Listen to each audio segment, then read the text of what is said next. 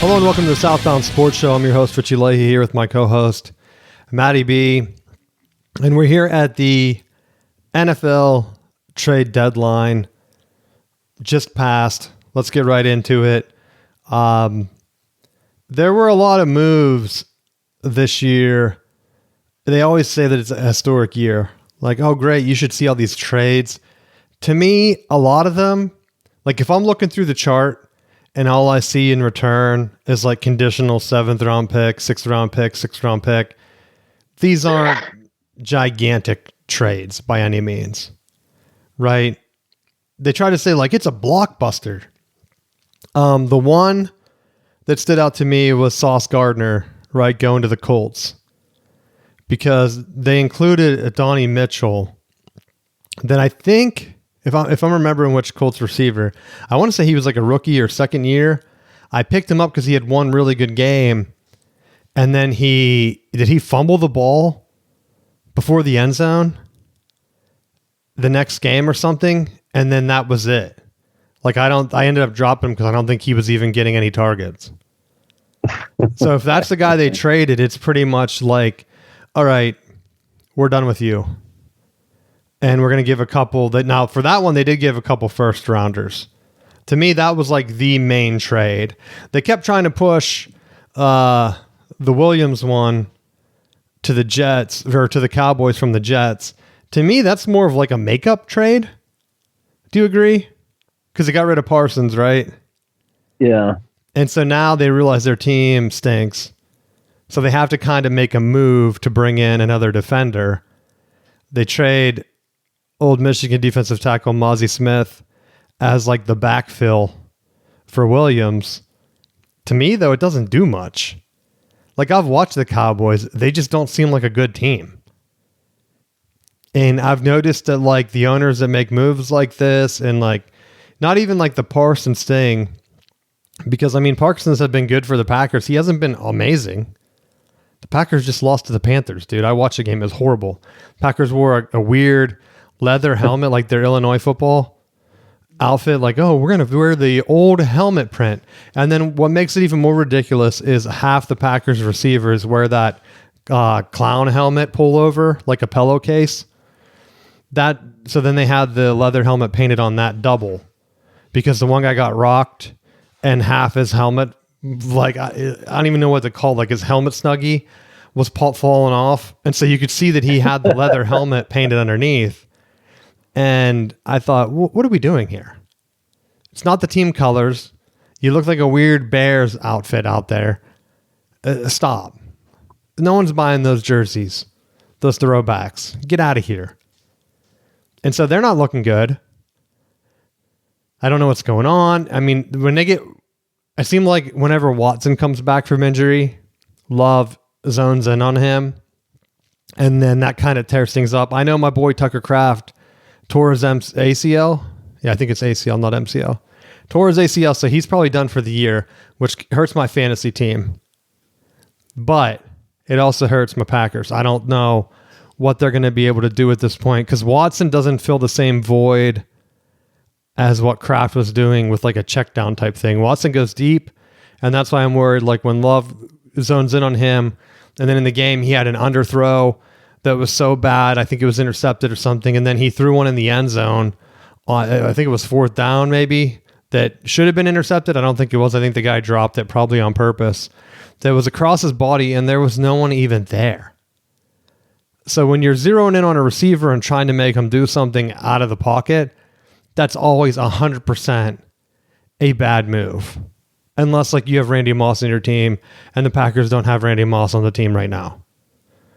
So that's just a horrible offensive situation. So I look through the list here. Did the Packers make a move knowing those injuries? No. The Eagles made a bunch of moves, which surprised me. Right? The crazy thing with them is I heard they were trying to throw a slew of picks at the Browns to try to get Myles Garrett. Really? The Eagles?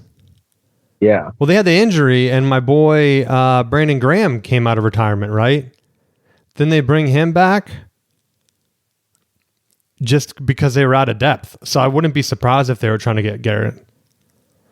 They did get Greg Newsome. Or no, wait, the Jaguars did. Never mind.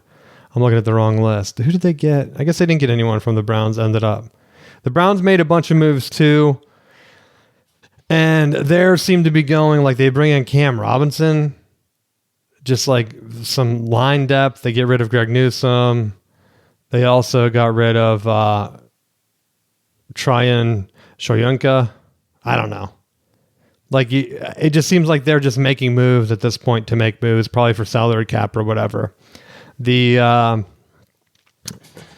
Chargers had issues with injuries. I don't know if they really addressed them.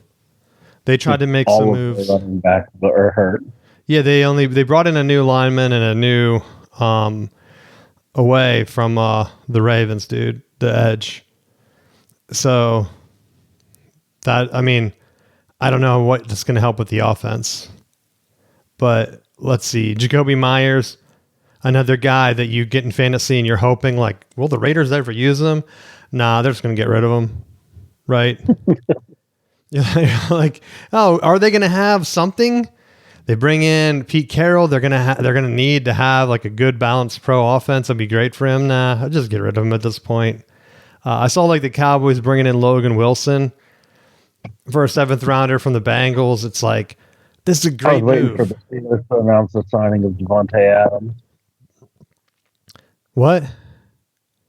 I was waiting for the Steelers to announce that they've traded for Devontae Adams. Oh, because of last year? We need another playmaker, and he's Aaron Rodgers' buddy. Well, last year, didn't they try to do that before even the Aaron Rodgers thing? But he's playing so good with the Rams that I wouldn't even, like, I don't think they're going to part with him. I think he had, 2 touchdowns for me last week? Something like that. He had like 20-something points. I think they went on a tear. So at this point, you're more likely to get Lazard, bro. Right? If you're going through Aaron Rodgers' list of friends. I don't think Adams is going anywhere. But yeah, Jair Alexander, that's the big one that the Eagles brought in, I thought. I thought they made a bunch of moves. Tank Bigsby, like they're just bringing in random dudes. Tank Bigsby, the kind of guy that the Chargers should have been bringing in. Right? Running back, kind of like unknown, pretty good in college, probably has some run to him. You need some bodies there. Why not? Like the Browns traded Flacco. I don't know if was that even a deadline deal? I thought they traded him a while ago. Because some of these, I don't know how deadline they were. Right? But I saw a lot of people posting deadline things that were just fake. Or like Breece Hall, they were saying with the Jets trying to trade everybody away, that he might be next. And so he was Instagramming stuff. So people were retweeting breaking news, Breece Hall. And I'm thinking, if they trade him Breece Hall, I don't even have him on my fantasy team anymore, so I don't really care. But it would kind of shift the balance for free agency this week, right? If the Jets automatically have a new number 1 running back, that could swing things for some players, right?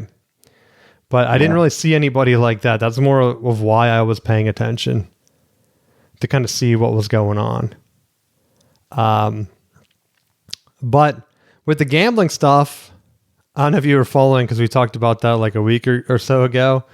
They're still like, they're kind of slow playing it. Of like, hey, did you see the World Series, dude? Where I think it was game 1 or 2. Where there was a strike called way out of the zone, right?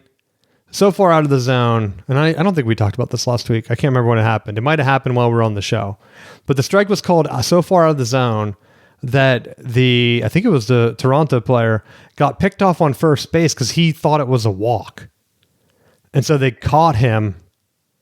And like, to me, why not have a robot home ump replay, like a challenge system? Because if the home ump misses it so bad, I don't care if his feelings are hurt. How do you not know he's fixing the game? And that series went completely down to the wire. We know I don't cheer for Canadian teams, right? I like the Raptors logo back in the day when they had Stoudemire, but They don't deserve an NBA championship. They won one anyway, which is funny though, because like Charlotte down here hasn't even really won the division or anything. So for the Raptors to win a championship is funny. But the Blue Jays paying, having a good squad out there. But the Ohtani stuff, dude, I just can't take it. Like they were talking like he was Barry Bonds back there. And I thought, man, I wonder what his stats were to make it people think that he's awesome. I understand that he's pitching, right? So that might go ahead and swing things in his favor. But he's on a loaded Dodger team. So last year, he hit 105 for the World Series, right? And then this year, he had 333. So he actually was pretty respectable this year. But overall in his career in World Series, he's hitting 239, dude. By no means is that an all-time greatest player, greatest whatever, right? I know he's only been in 2 series, but that is his stat line, dude, is like clutch, greatest player. You have to base it off how you perform in the biggest games. Like, I don't care what anyone's saying. It wasn't like he was lighting them up pitching either. And so you look at like a guy like Derek Jeter, dude, he's hitting 321 throughout his career, 7 World Series. I mean, that's a bigger jump. He only had 1 series where he hit like 100, whatever, and that was 2001. I don't remember that one. But like, you have to have a body of work, and maybe with the Dodgers, he'll get there and he'll have like a 5-run championship because they're paying so much more right now than any other team. And they have the guys, we talked about Freddie Freeman being there. And like when you're able to just bring in the best of the best and you get into a series that has a bunch of extra inning games and you just have more depth, they can bring in that guy. And whatever the starter was, Yamamoto, is that who it was? I can't remember his name. But he can come in and close it down, and he's like the best pitcher on the team. And you don't even have to go into your bullpen because you have like 3 or 4 ace starters. Of course you're going to come out ahead when the series goes down like that with so many wire-to-the-wire games. But stop comparing them. I want to see what he can do like by himself. Or how long can he do it? Because I just don't see it. He's not dominant at the plate like Barry Bonds, dude. Barry Bonds in the World Series, he went Game 7. He almost won the World Series by himself. He hit 471 with 4 home runs in the 7 games, dude. That's a beast, right? They walked him 13 times, Matt. 13 times. 7 of those were intentional. Okay? So, like, insane. Now, the Dodgers walked Ohtani a bunch, or the Blue Jays walked him. Last year, they didn't walk him at all. So, yeah, I can see where they get some of the comparison. But, come on. Bonds is on a whole nother level. When he starts being feared like that, and they're pitching around him like the entire time, and you're thinking, oh man, this is unfair. Like, whatever. I'm trying to watch the game and they're just not even pitching to the guy. It's kind of crazy. Right?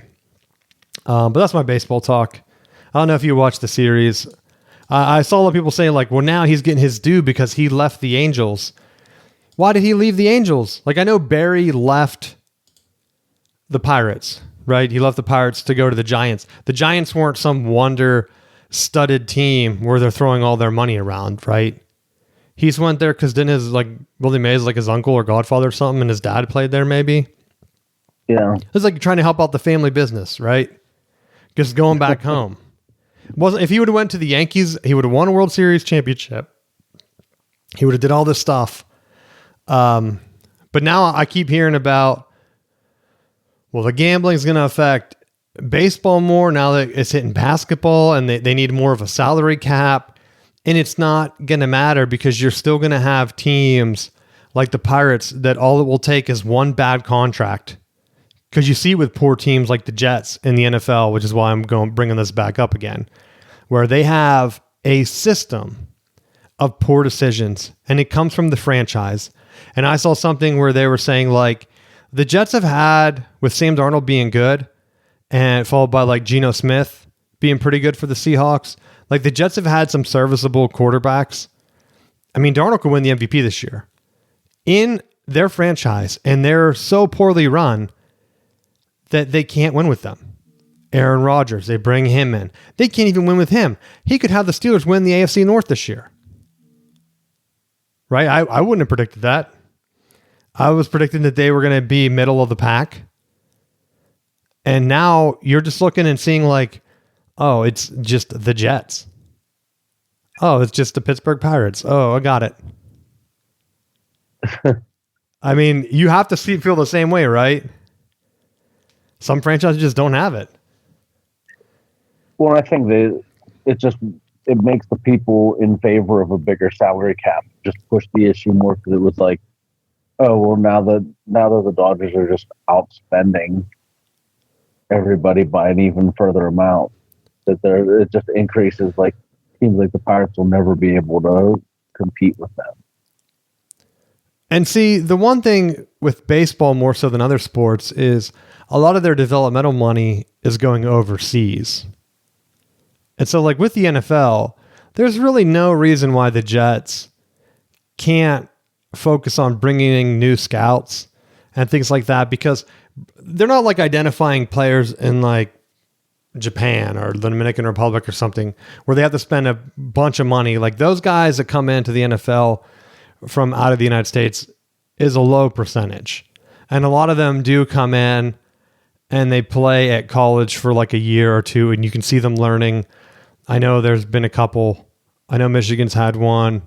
I can't think of who it was. I think Penn State had a guy, right? Didn't he have a guy come in from like Africa or whatever, play defensive end, make it to the NFL, and then he was pretty good. So like you have guys like that can come in and they can make it. I think Marshall brought in a kicker from Ireland. Did you see that? It made a 55-yarder.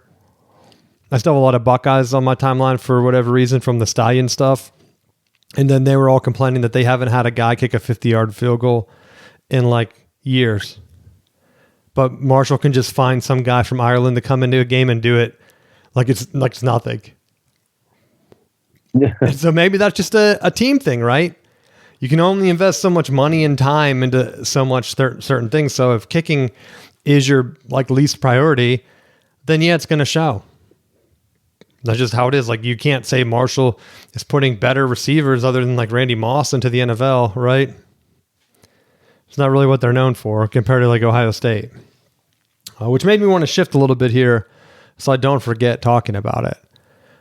But the coaching rumors from Penn State, because I know we have a lot of Pennsylvania listeners right now, it's very weird to me that like Penn State doesn't have a rabid online like insider type posters, because we talked about I think it was before the show. Did we talk about this before the show where the insiders from the NFL, I think it was one guy, he was like going crazy this weekend. Yeah. Because he was losing like his insider access. I forget his name. I hadn't even heard of him, to be honest. But he was saying that like they just constantly are in a group text, all of them together, like Schefter and everybody. And you're just getting press releases from agents and teams. And so like their job is in this group chat that they have to read, think what they want to post, and then everyone's posting the same similar thing because they're just copying and pasting it word for word, whatever the team says. And we've talked about it before. Like some of the press releases from the NFL, you can clearly read that like Schefter is just repeating what the NFL wants them to say about certain issues, injuries, things like that.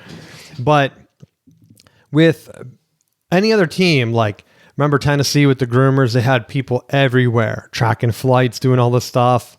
And you had it even with West Virginia, right? There's no reason West Virginia should have more of an online presence tracking coaching searches than what Penn State has. I feel like their program has kind of just given up at this point because I think they know that they're going to be in trouble this cycle. Because what coach are you going to get? Right? There's too many openings. And there's not that many winning coaches. And even now, like, you have to kind of wait. Everyone knows Cignetti's the guy. I haven't really seen John Gruden be brought up, but to me, he would be someone that I would give a call to. Why not? Especially in the day with you can have an NIL manager. Because I think that's where, like, a team like the Jets, which is why I bring it up, because they're talking about probably already firing their coach. I don't know if you saw that. This wholesale roster thing, and I'm doing a lot of Jets talk for some reason. I don't even know why. I don't like the Jets.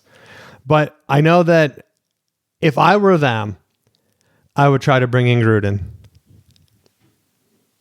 I know you'd be on board. You'd immediately buy a Jets jersey. It depends who they bring in. Bring in your boy Jameis and Gruden. You'd be a new Jets fan immediately overnight. I still think he would be a good fit for the Steelers. Who, Gruden or Jameis? Jameis. At this point, I don't know where they go. This has to be Aaron Rodgers' last year, right? Well, it's been his last year for however many years, so maybe he's just going to play till he's like 80 years old.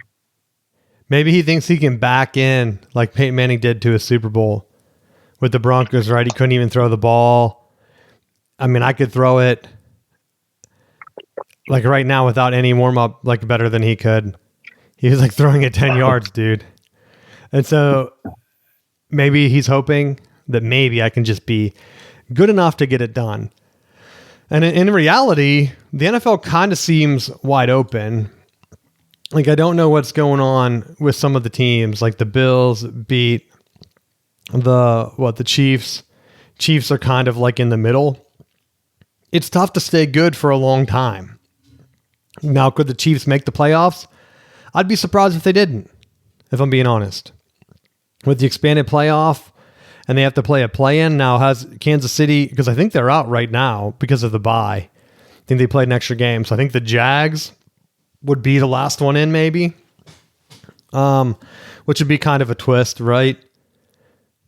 Their franchise, when they had Herbs, was doing nothing. And so that's another guy. You're looking for a guy. Gruden, Urban Meyer, these guys are available, kind of. You can't tell me you can get Bill Belichick to go to UNC, but like Urban Meyer's untouchable. Well, but that's, I think that's your argument, is that they were going to throw all that money at Belichick, and did it pay off? No. But see, that's where I think, to me, that's the wild card right now for James Franklin. Because he can sit and wait and say, what do I need to do? I keep seeing rumors about him going to Virginia Tech. Personally, I know some people down here that went to Tech. They haven't really heard anything that's going to be happening. I think a lot of it is like people wishing that he's going to Virginia Tech. And I'm not saying like that it's going to be locked in, right? But that's kind of, I think he can wait and see. And I told you last week that I was hearing that James Franklin thought he could find a better job than Virginia Tech. So he might have just told them to wait. And honestly, if you're Tech, why wouldn't you wait? I mean, what do you think? Would you wait for him? I don't know who they're going to get better. The overall demeanor of Franklin just is off-putting to me. What do you think? You think he's going to go through a revival? What is he revived? Like he's going to come in and be pissed? Because that's the rumor, is that he's talked to a couple schools and he said right off the bat that he wants to bring in the best offensive and defensive coordinators and assistant coaching. And he wants to kind of be more of the figurehead, because I mean, honestly, dude, he's not doing anything right now. So he's read probably. He's going to be South Carolina Steve Spurrier, where he's just going to go golfing and leave it to everyone else. Yeah, but that could work in the NIL age, right? He handles most of the BS, lets his coaches do it, And I mean, that's kind of what he was doing at Penn State, except he was kind of forcing them into his offensive style, which, I mean, you can be the guy and kind of steer that. And then just really kind of think that he's going to stay away from it. Like if he's the head coach, he's gonna be putting his 2 cents in. I don't know, dude. Ryan Day didn't win anything until he kind of went hands off with Chip Kelly. I agree with you. So like sometimes, and I've said the same thing with Harbaugh. Now with him and Sharon, like I don't know how much was Harbaugh. I don't know how much was Sharon. They're running like the same weird conservative offense where in the past, like I keep hearing comparisons to like Brady Hoke, where they're like, Michigan's like Brady Hoke. Dude, I was a student during the Brady Hoke years. Like I was in the stadium. Michigan's team is more, I don't want to say better coach. Like I don't want to slam Brady Hoke, but you can see they're more focused and it seems like everyone's kind of on the same page making adjustments where I'm not nervous. Like I knew we were going to beat Purdue. I texted you guys before the game. This game's going to be so close. It's going to be horrible. Like I knew, I predicted it just because that's how they've been coaching. But if you keep winning, who cares? Right? Like I would rather have a team make the playoffs, winning every game, uncomfortable. Like think of Jim Tressel back in 2002, right? Where they won the national championship, barely winning every single game. What's that count different versus a team that's blowing everyone out? Like 2023 Michigan blew everybody out, and then they had to go to overtime against Alabama, and it was kind of like, all right, you've never been in a game like this all year. Like, are they going to fold? They are making a ton of mistakes. Like, some teams you don't know. Like, but if you're in close games the entire year, and yeah, you drop some, but in the playoff era, does it matter? No, you get hot. Like Ohio State had 2 losses last year. That's why, like, anyone that would consider them one of the greatest all time, like, of course not. But did they get hot? Yeah. Are they champs? Yeah. Why not? Right? They did what they had to do. And so that's where right now I'm comparing like the stuff I hear from Sharon Moore, I kind of just brush it off because like they're complaining about the defense and you have a freshman quarterback and people are saying like, well, there are other freshman quarterbacks that have better stats. And you look at those teams' record and they're like 3-5. Like, okay, do you want to have better stats and be 3-5? Or do you want to have conservative stats and be 7-2 or whatever they are now on the verge of making the playoffs if they win out? Because I know I'd rather make the playoffs. Like, I don't care about what the stats are. And I think Virginia Tech's in the same boat where if they can get Franklin, they don't care how he gets there. They don't care if he has to like get turned down by Florida or whatever. Because remember, Harbaugh wasn't locked in until he tried to go to the NFL and kept getting rejected. Like he went to the Vikings interview and got rejected. And they picked O'Connell over him. And so that's when he zeroed in and Michigan went on that run and Harbaugh was getting rejected by the NFL. Like that could be the reason. Not a lot of people talk about that, but there has to be something mental where Michigan asks you, hey, you got to take a pay cut. He takes it. He gets pissed off. He tries to interview for the NFL. I think he talked to the Jets, right? They went with Soleil. And then he interviewed with someone else too. So like you can't interview and get rejected and then not make an introspective look at yourself and say, you know what? I gotta start being better. And then Michigan wins the national championship. And then of course, then he has probably his pick of teams. There were like 3 teams or whatever that he said that he could have took. And I think that's where Franklin's at right now, where he got canned. He had a team he said was his best ever. They have not looked good. And a lot of that's probably on the preseason hype and pep. They probably weren't focused because that's how many times we saw it with Texas already this year. Coming in, being told you're awesome, and they stink. And now they're starting to get it together a little bit. Too little, too late, maybe. I don't know. I mean, they did play Ohio State tough, so they have to have the talent.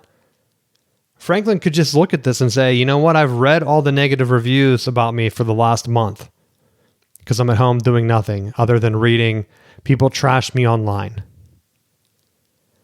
And so he could just be writing a manifesto, dude. Connor Stein style. Writing it up. Wanting to stay focused. I mean, if I'm Florida, I saw CBS put out like a list of guys, coaches that they thought were going to fill all these openings, and they didn't have any wild like coaching recycles or whatever. It was all like new coordinators promoted. And to me, I feel like that's where most likely these moves are going to go. All right. So hypothetical, if something were to happen to Moore, who would be your guy to say take over at Michigan? Who would I want? Yeah. John Harbaugh, bro. Ravens are down right now. You call Johnny over. They're 3-5. They could can him. That'd be my number one. I would also want Cignetti. Also want those learning curves. What? John Harbaugh? Yeah. Michigan is already running the Ravens defense still. That's the one thing that baffles me about the Michigan complainers. Because if you go back to our show many moons ago, when Don Brown was there, I think, I kept saying, I don't understand what Michigan's doing.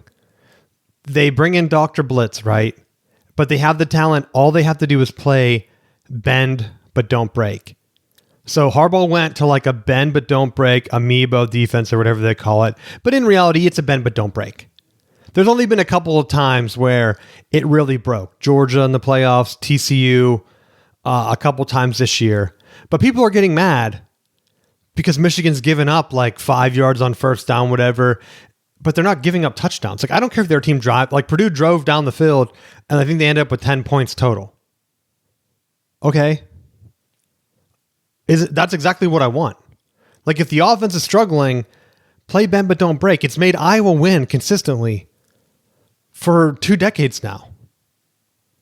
Like, Nebraska would kill right now for that defense. I know Michigan fans are like, they're insane, but like, you got the system.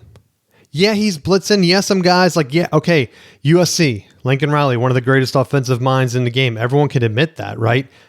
There's bound to be a clunker here and there. I've said it before.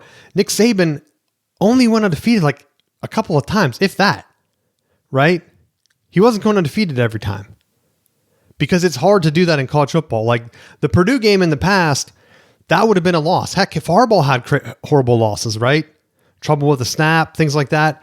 So Sharon, to me, I don't know how to read him, but he keeps winning the games that other teams I see lose. Look at Miami, dude. Would you want to be Miami right now?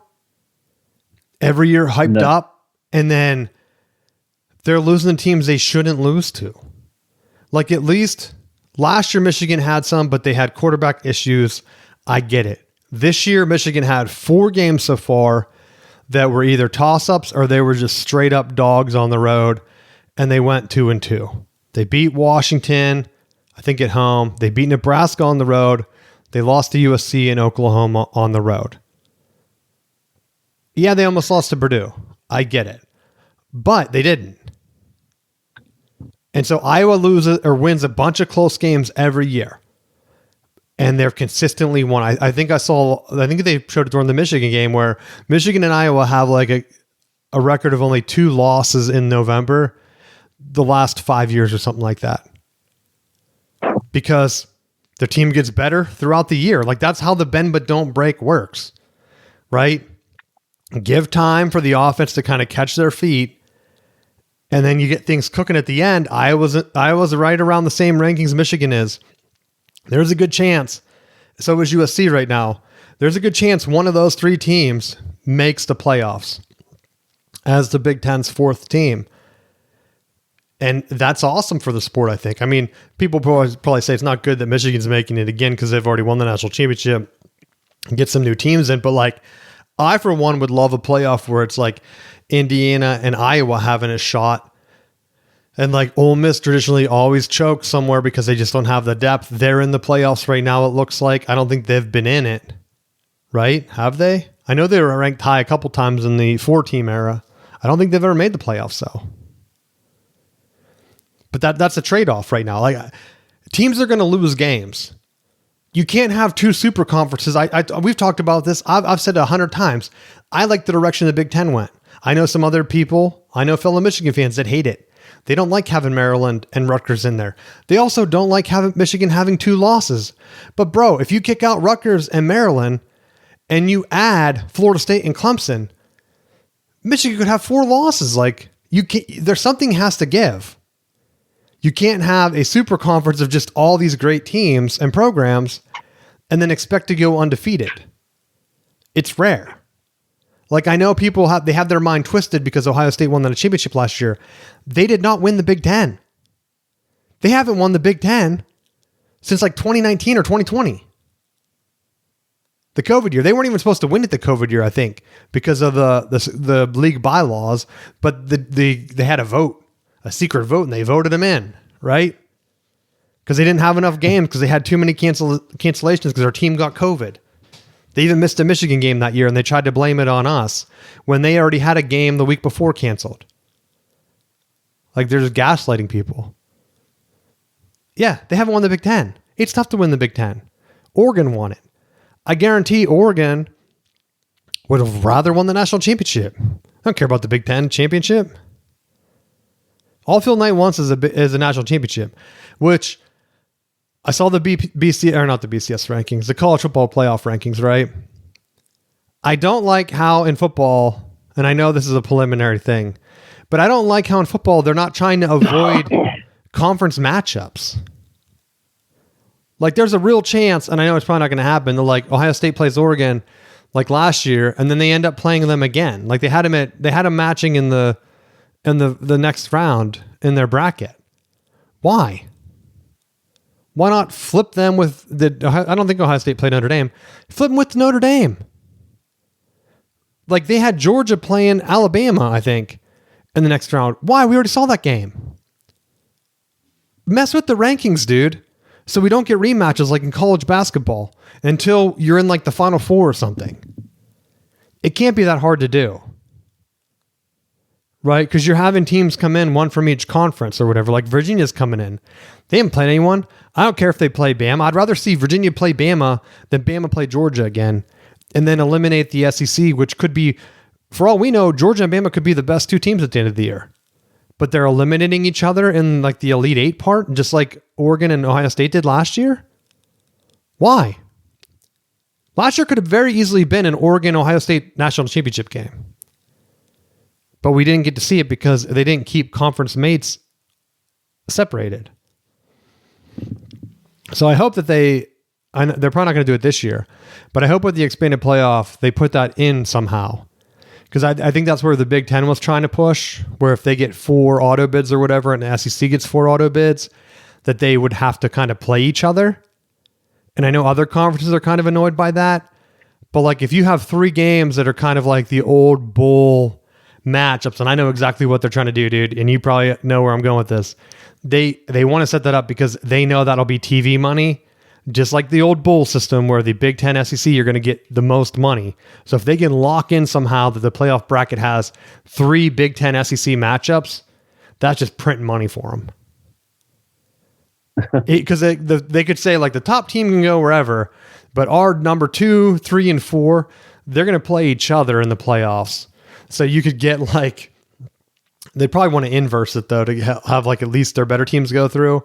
But like you can get LSU playing Penn State or like Georgia playing USC or something. Like those would be awesome games that are now in this expanded Big Ten, SEC versus or Texas versus Michigan. Like, okay, this might be an awesome matchup.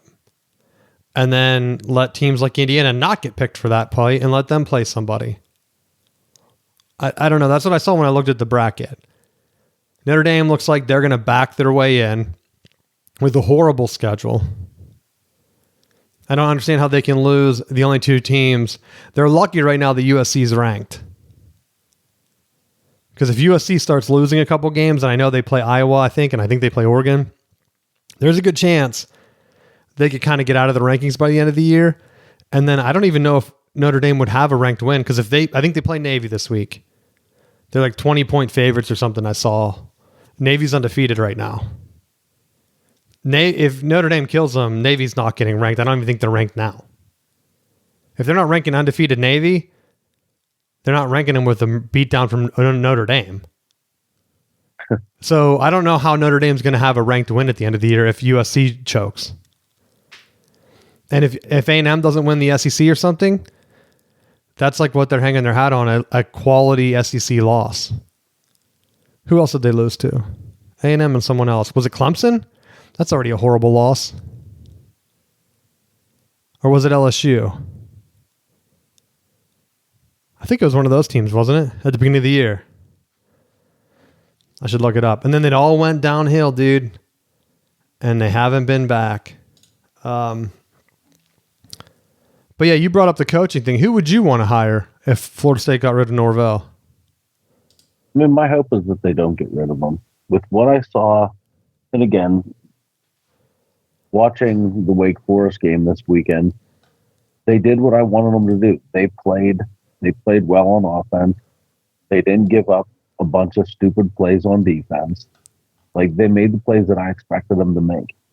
When you play ball like that, like, it's crazy, but the only other name that I've really thrown out, like, because I look at Gus Malzahn with what he's done over the course of his career, where he's given Alabama fits. Like, when I look at James Franklin, the thing that scares me off is that he's got to play a lot of primetime games, and he's been god awful in them. And you ask any Penn State fan, like, they have the best recruiting class and the best campus and the best stadium atmosphere and blah blah blah. And it's like, well, you don't do anything with it. So you had all these top ranking players from all over the country and all these facilities, and you pissed it away. Like, there's nothing that he's bringing to the table that I'm like, oh yeah, definitely he's going to be an upgrade over what we have with Norvell.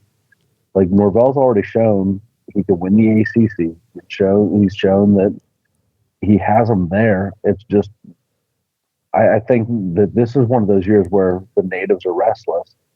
I think they've been dealing with a lot of injuries over the course of the season, and I want to see what the question marks are on the defensive side of the ball, because at times the defense plays really well, and then there's other times where the defense just kind of had some flashbacks to last year. And see, that's where I think a lot of teams right now, I mean, I've seen Tennessee talking about firing Pruitt. Why? Or no, Heupel. Pruitt. Heupel.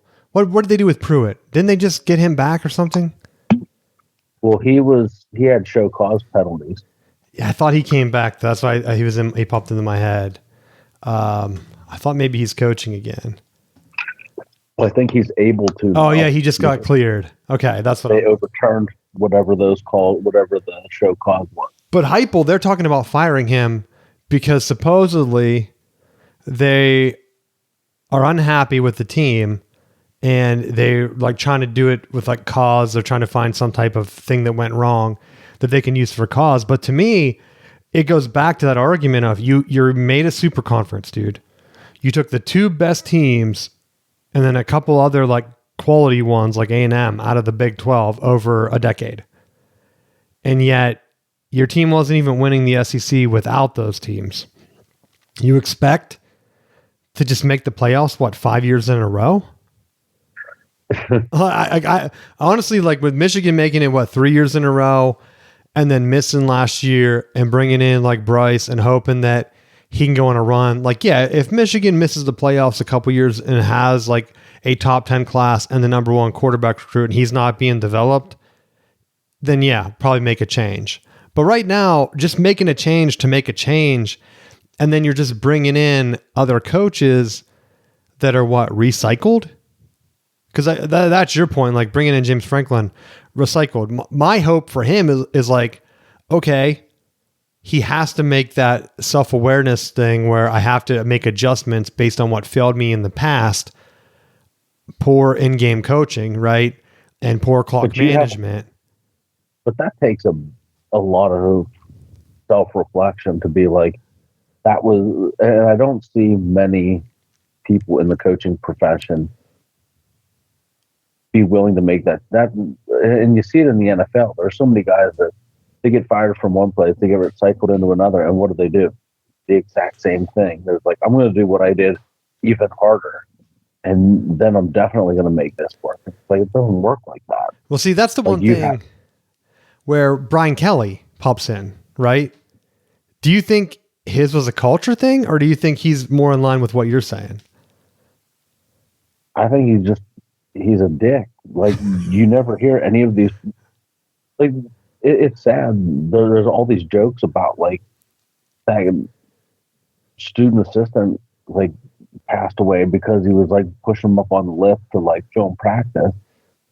And there's so many like other things that I see coming out where like former players are like, yeah, he was really interested in me when he thought like I was going to play, and then after I got hurt, he just like didn't show up. Or like there was a recruiting story where they're like, yeah, he was sitting at our house like before he was going to LSU and was like eating dinner, like had like 2 or 3 servings of food, and then was like, all right, well, have fun at Notre Dame, and then announced he was going to LSU. Like, didn't mention a thing about it, but was just sitting there like rifling food. It's like, all right, if you're going to be a dick like that, then like, and people are coming out with those kinds of stories, like, it's not making me think, oh yeah, this is the kind of person I want on my camp. Well, see, that's where some of the coaches are talking about like moving up, or like, hey, this guy's could go to Penn State. And I see a lot of these. I've mentioned, I got a lot of like Ohio State fans like in my timeline and insiders, because I don't censor anybody. Like, I don't block anybody. I don't care. Right. But I noticed that like Penn State and I brought this up earlier and I didn't cycle back around to it, where Penn State doesn't seem to have insiders. I've noticed a lot of Penn State fans are just retweeting Ohio State fans, or like their insiders from like Bucknuts and whatever else. And they're like kind of feeding in Penn State to like hire like Brian Kelly. And then I see like comments where it's like, oh, you don't want Brian Hartline. We're going to name him interim, like the head coach in waiting next year. And I was like, why wait till next year? Right? If he's the head coach in waiting and you don't want Penn State to hire him, because to me, that's the biggest smoke right now, is that they want to hire Hartline. And I think Ohio State fans are nervous because to me, he's the one guy that is bringing in 5-star receiver talent that lets Ohio State overcome some of Ryan Day's in-game coaching gaffes, right? Doesn't happen all the time. They're like the Clemson game. Remember they choked and got killed that one year. And then I think that might have been, was that an Urban year, or was that one of Ryan Day's first years? And then, like I said, like the other Michigan games where it's like Marvin Harrison, they're cutting off his routes, intercepting the ball. He's not fighting through. They're playing like just tentative. And they've been tentative up until last year. Like the Michigan game kind of broke Ryan Day where he got out of that mold. And then this year he's right back to it, like playing Texas really tight when Texas had no offense. And it was like, you have 2 of the best receivers. What are you doing? I know you have a freshman QB, but like you can't open it up at all. Like I want to see them. Like Indiana is putting up what they kill. What was it? They killed Illinois by like 50 points, and Illinois was ranked. I haven't seen Ohio State do that since Urban Meyer was there, where they just absolutely thrash a team. And I know Ryan Day is more like conservative. I remember Harbaugh throwing down some beatdowns. Like they beat Rutgers 78-0. And I just haven't seen Ryan Day do that. We see Oregon do it all the time. Like Dan Lanning's not afraid to put a whooping on a team. I want to see Ohio State do that. They have the talent. But I get it. They don't want Hartline to come. And I'm hoping that it's not true that Penn State's just going to hire like Matt Rule or somebody. And that's the other thing. You hear about a coach like Matt Rule. Oh, they extended him. So? What does that mean? Penn State could still outpay Nebraska if they wanted to. Nebraska isn't one of the top spending programs. And then he loses to USC again, which he's like 0-25 against ranked teams. So if Penn State fires James Franklin for not winning big games and they hire Matt Rule, I don't know how you can pitch that to fans as an improvement. Exactly. You just can't. Like, Penn State's only move right now for me is to hire Brian Hartline or someone similar. I don't think they're going to get Cignetti. Cignetti was given another like extension by Indiana. Again, I don't think that makes a deal, but Cignetti seems like he's smart enough where he knows that right now he could be a legend at Indiana, even if he doesn't win the national championship. If he could win the Big Ten this year, like that kind of puts him at legendary status. And then we'll see, because he's kind of older, like he'd have to kind of walk into a really good situation. I don't know if he's ready to do that yet. But I'm almost wondering if Freeman isn't the guy that they really were after. Which is another thing. Yeah, we heard that rumor, right?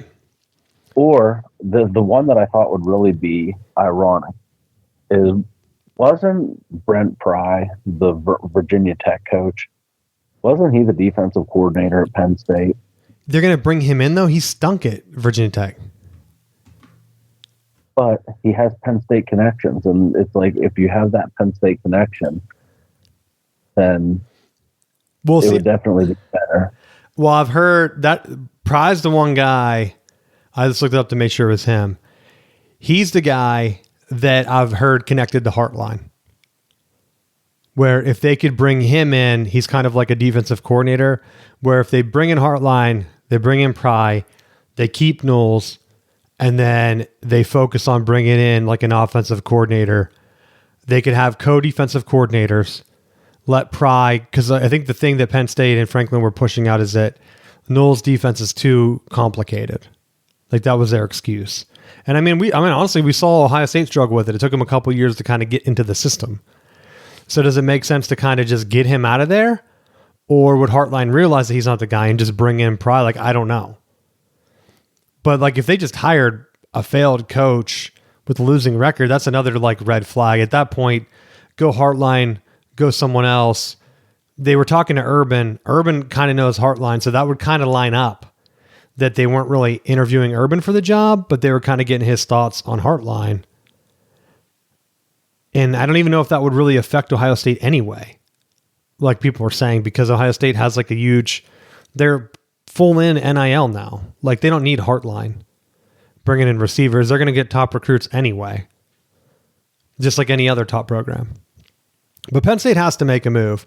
And I just think it's weird that like a lot of what the Ohio State insiders are like putting out there, like, oh, we're hearing it's going to be the guy from Georgia Tech. Yeah. Or there's a head coach at Arizona State. And I'm like, these guys are like they're coaching their alums right now. Like Dillingham went there, Arizona State, I'm pretty sure. Right? And I know Georgia Tech just lost to NC State. NC State's on a heater, dude. Their main goal right now is to kick the ACC out of multiple bids in the playoffs. Notre Dame must be paying them. Like State, just show up, upset Virginia, upset Georgia Tech, make sure they're not undefeated. So when they play each other in the ACC champs, it opens up a door for Notre Dame to take that ACC bid and all the money. Because I guarantee that's what's going to happen. Miami choked it away. There's no way. I'm putting it right on record right now. There's no way the ACC gets two teams now. NC State went in, did their job. They opened the door for Notre Dame. Notre Dame fans are happy. It's just like the old days, dude, where they take the BCS ACC matchup and they take the money and they're like, thanks, guys. Because Clemson shit the bed, Florida State shit the bed, and now Miami shit the bed. I'm hoping for a pit. That's the one thing too. Michigan State's like we talked about Smith and how he hasn't looked good and they just lost another game. And they're in the same, I hear from their fans too. Like who are we going to hire? Like they're all in on trying to get Urban Meyer. We don't know if Urban Meyer wants to come back to coaching. How many times can one man retire for health and family reasons and then change his mind? Yeah. So like if they fire their guy, they could be in a Penn State situation where you're like, okay, yeah, we wanted Freeman. Oh, Notre Dame locked him in. Oh man. Yeah, that stinks. I guess we got to get Brian Kelly. Right? Like that's the same thing with like LSU. We really want Lane Kiffin because we heard Florida wants to hire him. What if he doesn't leave Ole Miss? Yeah. The one guy, I think Jed Fish would be great, but I saw that UCLA is interested in hiring him. And Jed, if you listen to the show, come on, dude. I know you're at Michigan staff. I like you as a coach. Don't go from Washington to UCLA. Washington was just in the national championship game. UCLA hasn't been relevant anywhere. If you get the Florida interview, take the Florida job. Don't take the UCLA job. That's insanity. I saw people were like, yeah, he's interested. Like, that's dumb. Right? That's like a career killer. Yeah, go to UCLA, Jed. I mean, he has I don't think Washington lost. Do I still have the rankings up? Like, I think Washington is, they're 6-2 right now. They're ranked. In reality, both their losses were in conference. So the Big Ten has 6 teams that are still alive. Indiana, Ohio State are both undefeated. Then Michigan, Oregon, Iowa, and USC all have one conference loss. So those 6 teams, I think, depending on how the end of the year shakes out, could be your Big Ten champs and get the auto bid. Because like that's what I'm saying. If Michigan wins out and everyone else like wins out, I think it's either going to be them or Oregon against Indiana because they would have the tiebreaker over Ohio State. I don't think Ohio State plays Oregon. I don't know what happens if Ohio State wins out and Indiana drops one and Oregon has a loss, or even Iowa wins out. Like, I don't know what the tie-breaking scenario is, but I want to say Oregon and Iowa play each other and USC plays them. Michigan only plays Ohio State. So in theory, you could have 2 one-loss teams there. I don't think Indiana plays any of the other top teams. I think Indiana is going to go undefeated. Indiana plays at Penn State, Wisconsin, and at Purdue. I know Purdue looks better. They just don't have it right now. They're 0-6 in the Big Ten. Like I said, they didn't really threaten Michigan, and I heard a lot of people complaining about the Michigan defense. I guess they scored a late garbage touchdown to make it 21-16. I forgot about that. But Notre Dame gave up 30 to Purdue. Like, how do you give up 30 points to Purdue? Their offense wasn't even moving the ball. Like, they were moving on Michigan, but they like weren't able to do anything. That's part of the bend but don't break. I would rather have Michigan's bend but don't break, where they get a lot of yards but not points, versus getting 30 points scored on them like Notre Dame had, and they're in like a shootout. Like, I don't know how some fans don't see that. But Purdue's schedule is horrible. They're not going to win another game. They play Ohio State, Washington, and Indiana. That's a pretty good murderer's row. They end their season with 4 ranked teams. Horrible. And they had a new coach. I can't remember which guy they had. Did they hire Odom? Barry Odom? Another one. Like, you bring a guy in that's good somewhere else. It takes them a while. Like Fickell, I keep hearing, this is my other thing, and probably the last thing I talk about college coaching things. I keep hearing about how Cignetti's the new Fickell. No, he's not.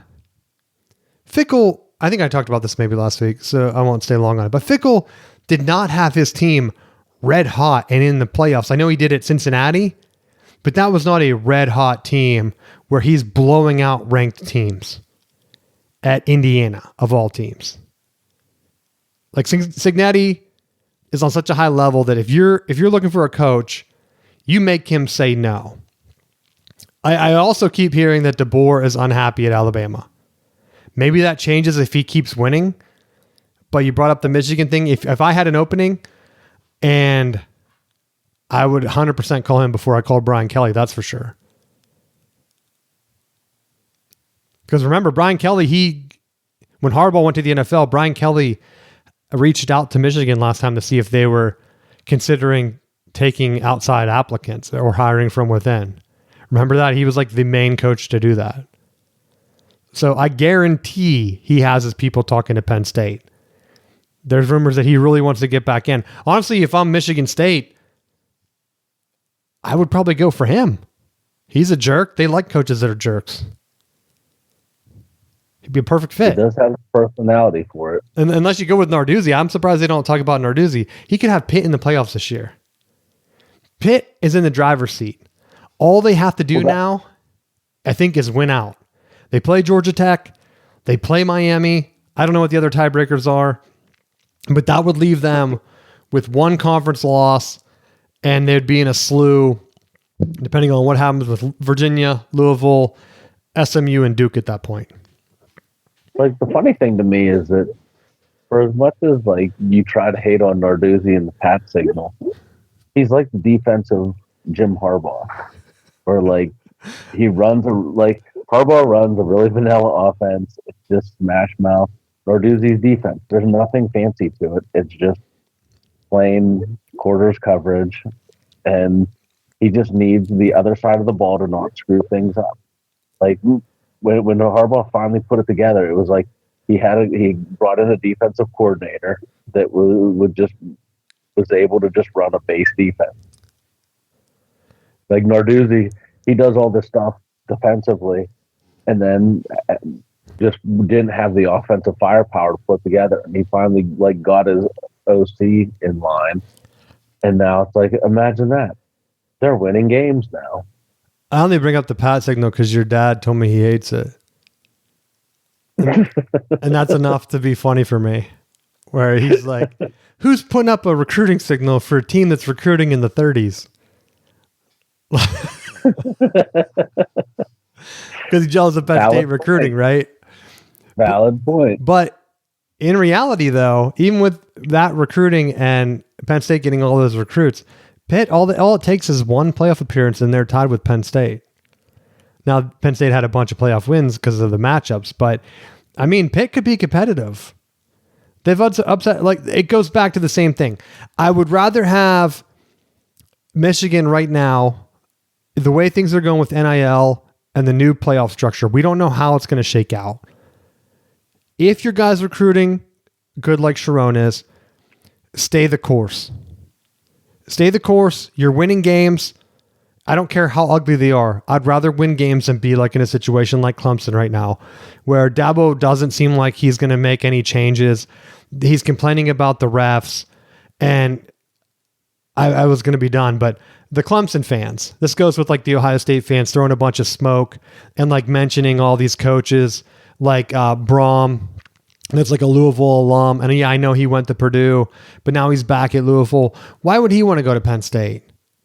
Right? Like, I don't know if they realize like some of these guys, Louisville could be the ACC's premier program now. Why? And same with like Georgia Tech. Why would these guys leave to go coach at Penn State where they just fired a guy winning 10 games a year? That's a tough sell. But anyway, Clemson complaining about a Duke pass interference. They pulled a Buckeye where they zoomed in on the video and made it 2 seconds long, where all you could see is where it looked like their defender flopped. And you couldn't see that he ran into him running a slant, the defender, and then held on to him for 10 yards. Yeah, a pass interference, you idiots. What are you talking about? You can't cut off a guy running a slant and then stay in his way the entire time he's trying to run a dig, like 15 yards down the field, and then clip it so that you only see the last 2 seconds of it when the ball's in the air and it looks like it's uncatchable. He impeded him the entire time. Was it the wrong call? Probably. They probably should have just called holding. Right? But at the end of the day, automatic first down. Who cares? I don't know what the time or whatever. No one's watching Duke, Clemson, dude. A battle of what? Clemson's like 3-4. No one's watching that game.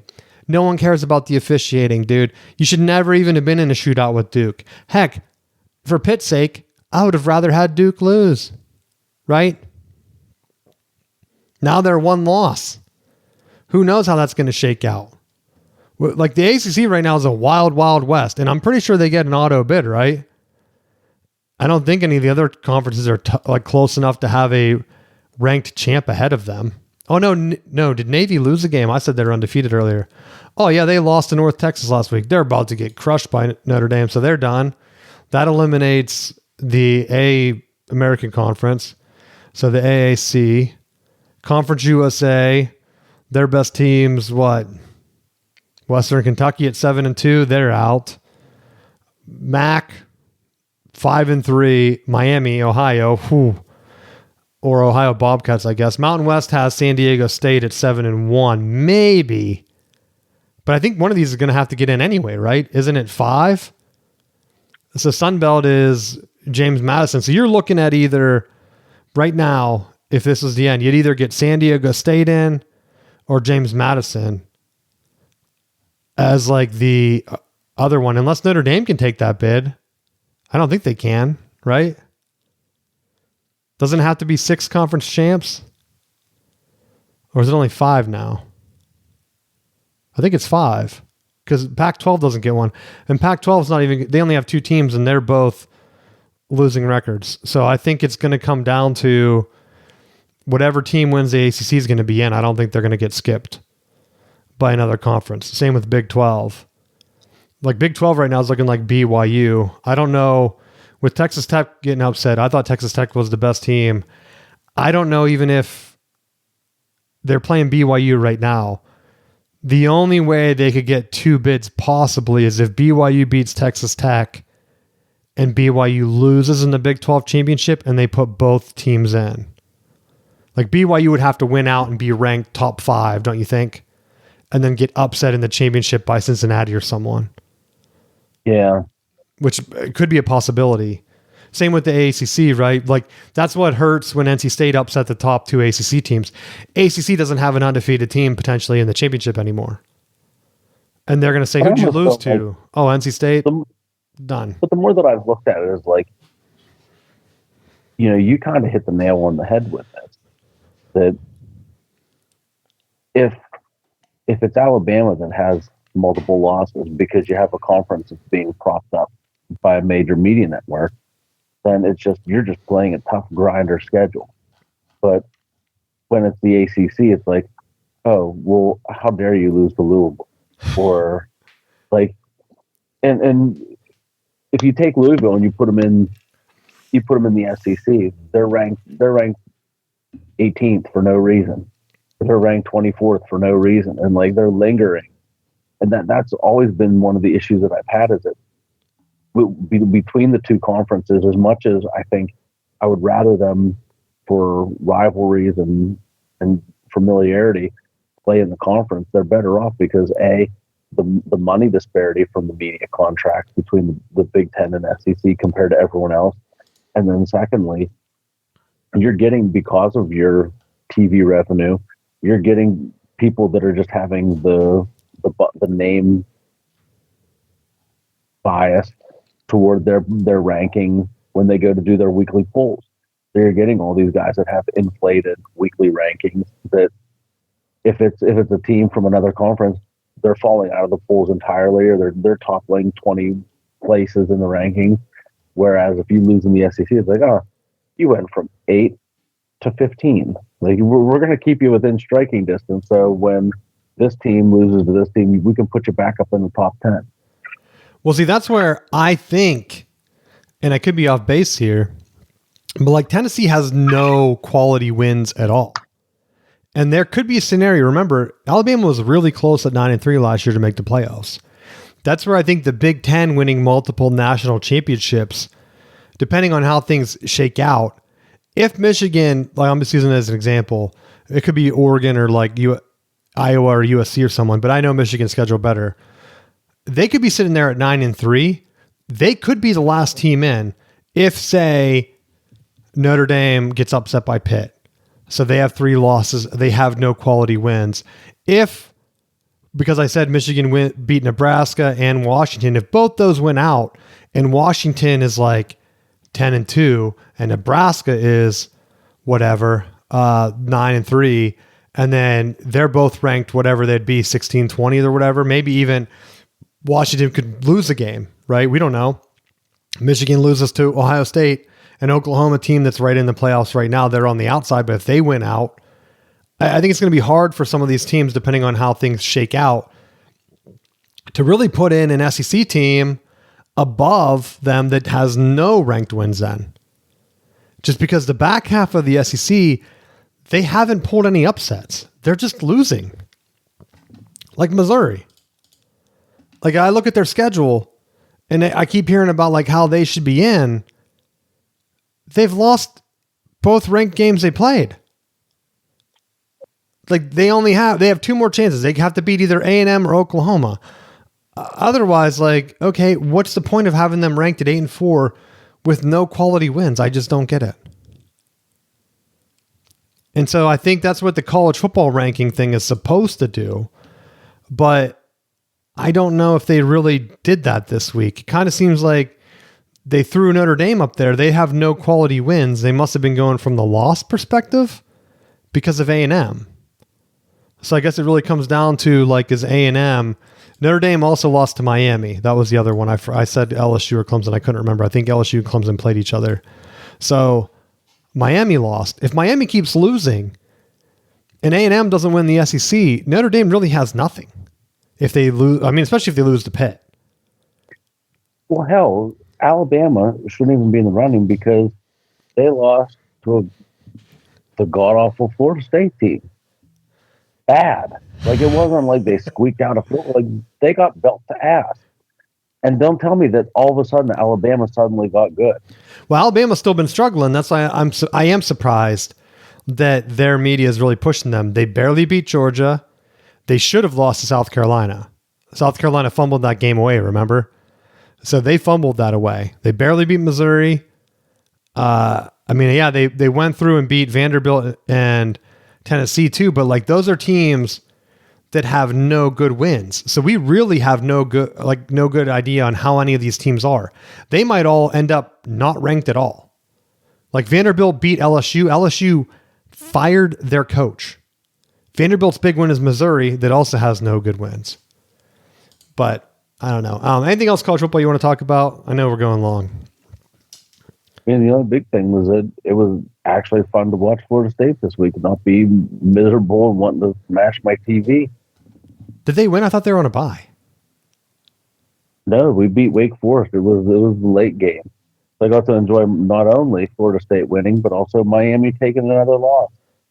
Oh, see, I did watch that. I forgot. I went to bed, dude, because I had the marathon that I haven't even talked about. Well, that's okay, because I was fully prepared to have my heart hurt again. When did they play? I guess they did. So now Florida State's what? 4-4. They're playing Clemson. Do you think they'll beat Clemson? They should. And then things will be back on track. Then you won't have to get James Franklin. And then I won't need him. Exactly. Well, it comes down to maybe that he's waiting to see how Florida State, Virginia Tech go. If Virginia Tech beats Florida State and makes them fire their coach, that could be a disaster for them, right? Because then they won't be able to get him. Like Florida State's going to hire James Franklin away.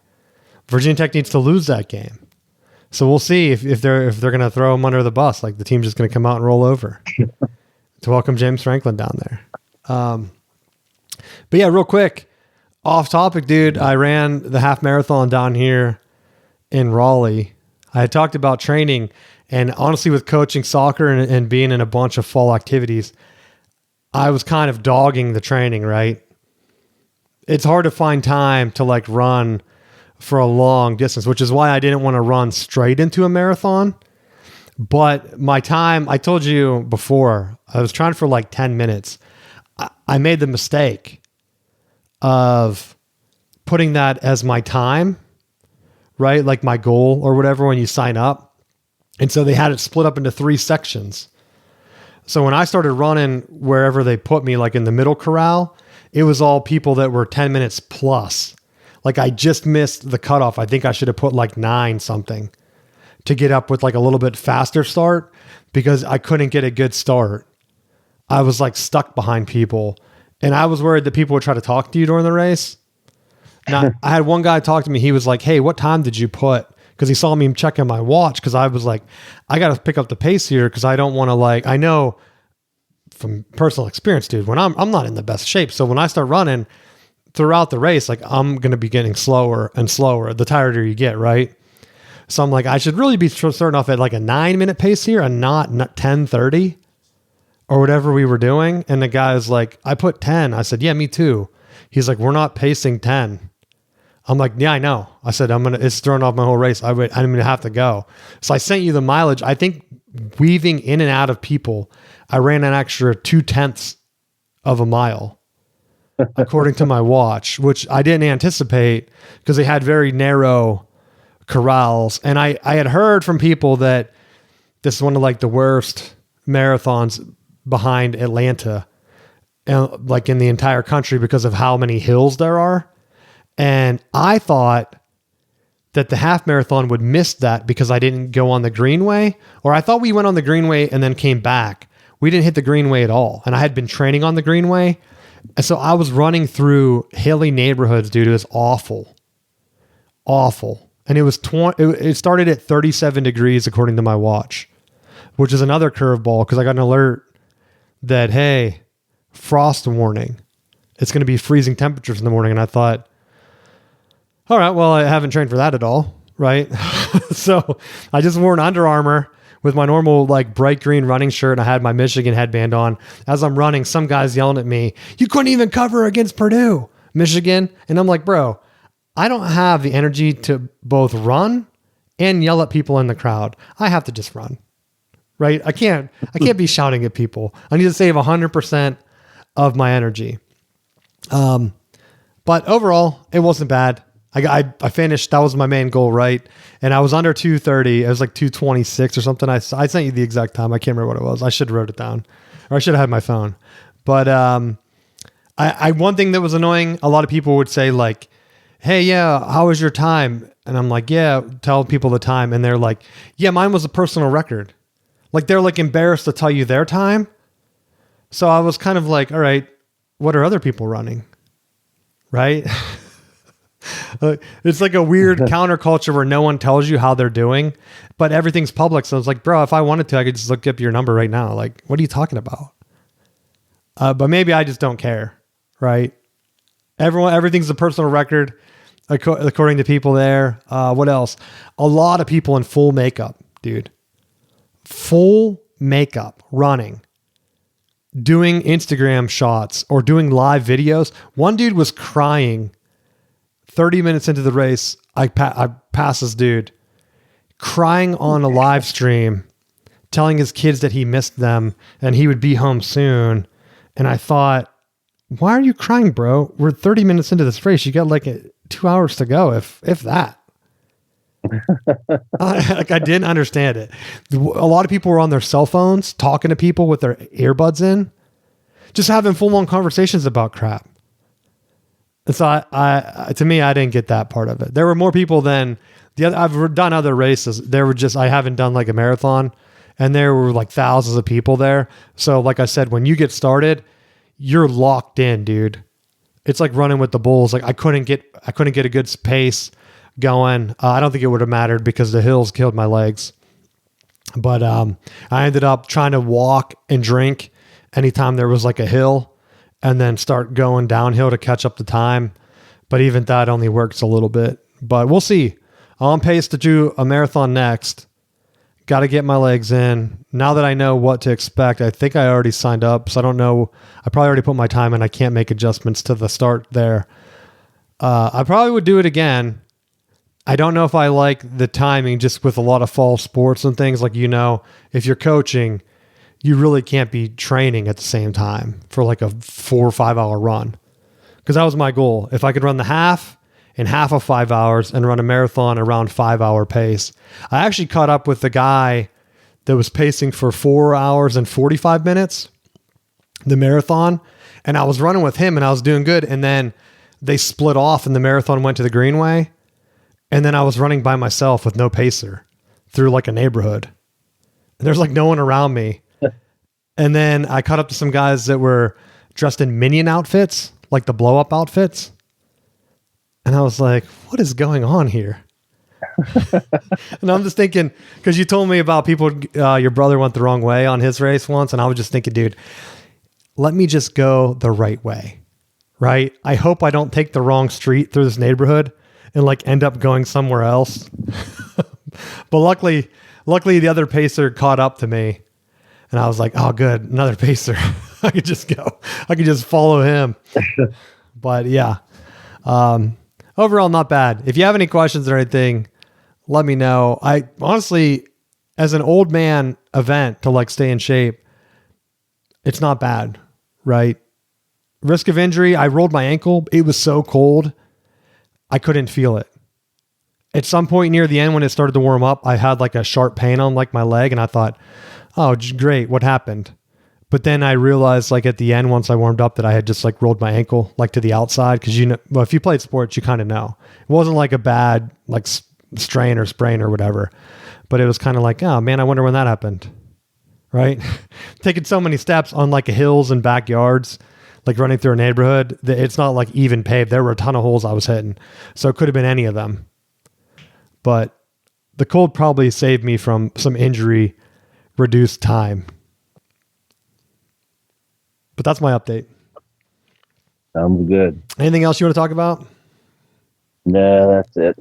All right. Well, thanks for listening, and we will see you next week, and maybe we'll get some more coach openings. We'll find out.